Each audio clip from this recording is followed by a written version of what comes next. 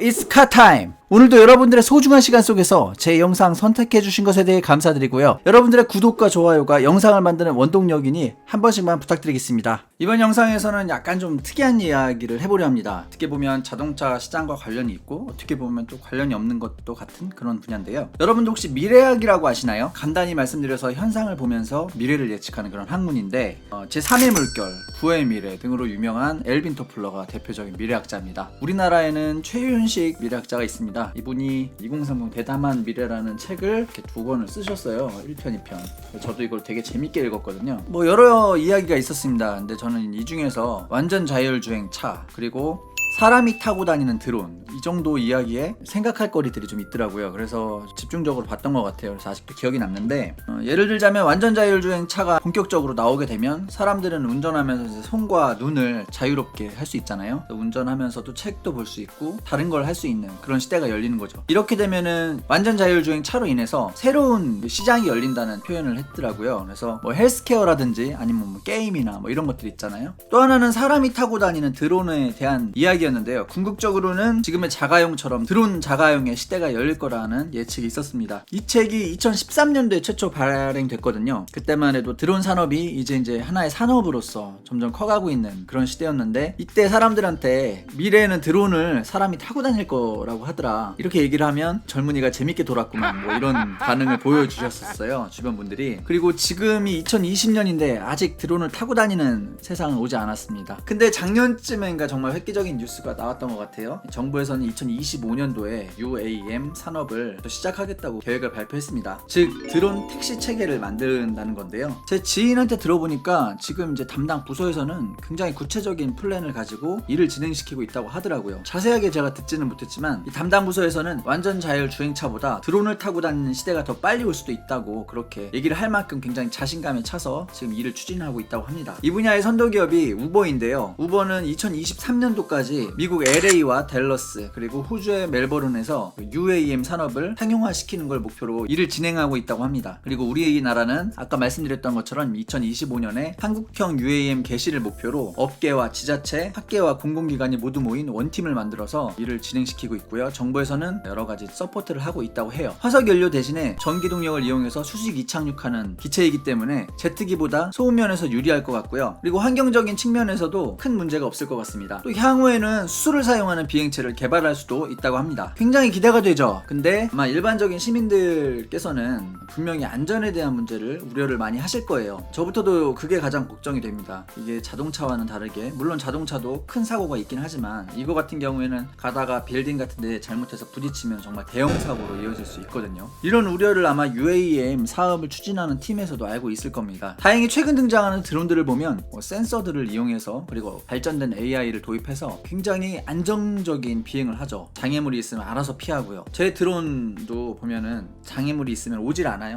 손으로 잡으려고 하면 도망갑니다. 이런 종류의 기술들이 나와 있기 때문에 이걸 잘 이용한다면 좀 더 안전한 드론을 만들 수도 있을 것 같습니다. 드론을 잘 관제할 수 있는 시스템도 잘 갖추어져서 보다 안전한 드론 택시가 되도록 기대해 보겠습니다. 만약 안전 우려로 도전을 하지 않는다면 이 미래의 먹거리를 다른 국가에 빼앗길 수밖에 없는 상황이기 때문에 불안감은 있지만 하늘길을 결국 우리가 개척해 나가는 방향으로 아마 기술 개발을 해야 될 거예요. 근데 모든 문제가 다 해결돼서 이 막히는 도로에서 자동차를 타고 이동하는 것이 아니라 쾌적한 하늘길을 이동하는 시대가 얼른 오길 바라봅니다. 이상 영상 마치겠습니다. 도움이 되셨다면 구독과 좋아요 좀 부탁드리고요. 추천 영상도 한 번씩 감상 부탁드릴게요. 시청 감사합니다. It's car time!